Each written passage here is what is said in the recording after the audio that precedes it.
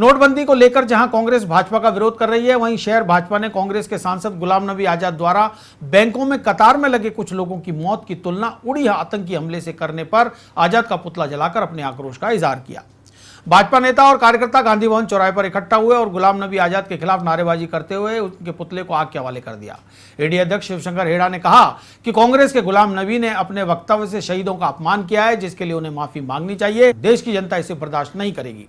प्रदर्शन करने वालों में निगम मेयर धर्मेंद्र गहलोत सहित भाजपा के कई नेता और सैकड़ों कार्यकर्ता मौजूद रहे।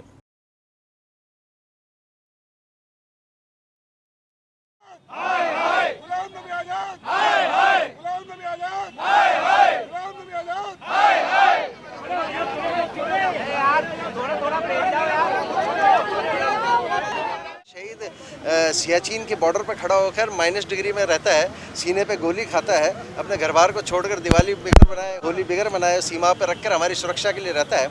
आदमी वो जाकर लाइन में लगा बैंक की, और बैंक की लाइन में स्वाभाविक जो मौत हो सकती है, इसके लिए हम श्रद्धा वापस व्यक्त करते हैं, किंतु उसको शहीद का दर्जा देना गुलाम नबी आज़ाद की छोटी मानसिकता का है। विरोध करो, आप राजनीतिक पार्टी में हो, किसी भी प्रकार से अगर हमारा निर्णय है तो उस निर्णय का विरोध करो, किंतु विरोध की इतनी परिकाष्ठा पे, इतने नीचे स्तर पे मत गिर जाओ कि शहीदों में और सामान्य मौत में मरने वाले की तुलना समान करो। तो इसलिए हमने विरोध स्वरूप ही आज गुलाम नबी आज़ाद जी का पुतला जलाया।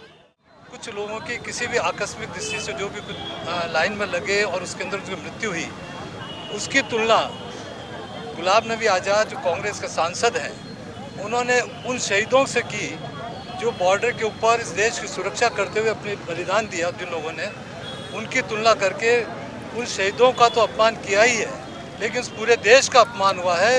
इसके विपरीत में आज भारतीय जनता पार्टी ने पूरे देश के अंदर जिला स्तर पर गुलाम नबी आज़ाद का पुतला फूंक करके उसका विरोध जताया है।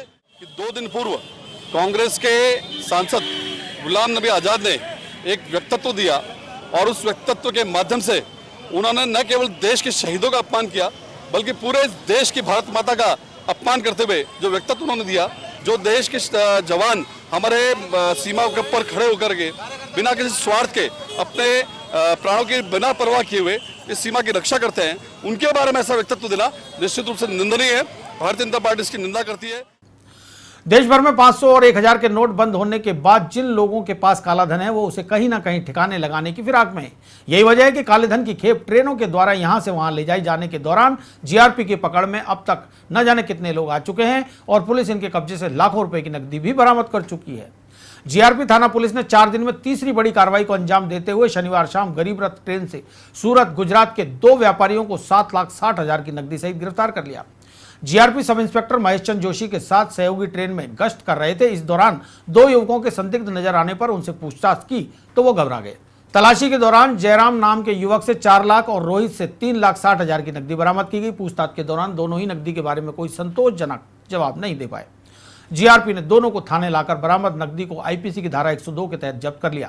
गौरतलब है कि 8 नवंबर के बाद से अब तक जीआरपी जूता व्यापारी से 16,06,000, निर्माण व्यापारी से 22,10,000 और पकड़े गए कपड़ा व्यापारी से 7,60,000 की नकदी मिलाकर कुल 45,75,000 के 1,000 और 500 के नोट की नकदी बरामद कर चुकी है। ये जयराम और रोहित नाम के 2 युवक हैं, जो जयपुर से दिल्ली सराय रोला गरीब रथ जो बॉम्बे जाती है। हमारी जो टीम थी, उनको इसके हाव भाव, इनकी गतिविधियाँ देख के संदेह हुआ, तो उनसे पूछताछ करी तो उन्होंने मिठाई का एक पैकेट जिसमें ऊपर घेवर नीचे पैसे छुपा रखे थे, उनसे इन पैसों के बारे में पूछताछ की गई तो इसके बारे में कोई संतोषजनक जवाब नहीं दे पाए। और प्रथम दृष्टया ये पैसा प्रतीत होता है कि ये पैसा कोई चोरी का हो सकता है, कोई अपराध में उपयोग किए जाने वाला हो, ये प्रयुक्त किया गया हो या हवाला का हो सकता है। इस बात को ध्यान में रखते हुए 102 सीआरपीसी में इन पैसों को जब्त किया है और जांच जारी है, और इनकम टैक्स डिपार्टमेंट को अलग से बताएंगे।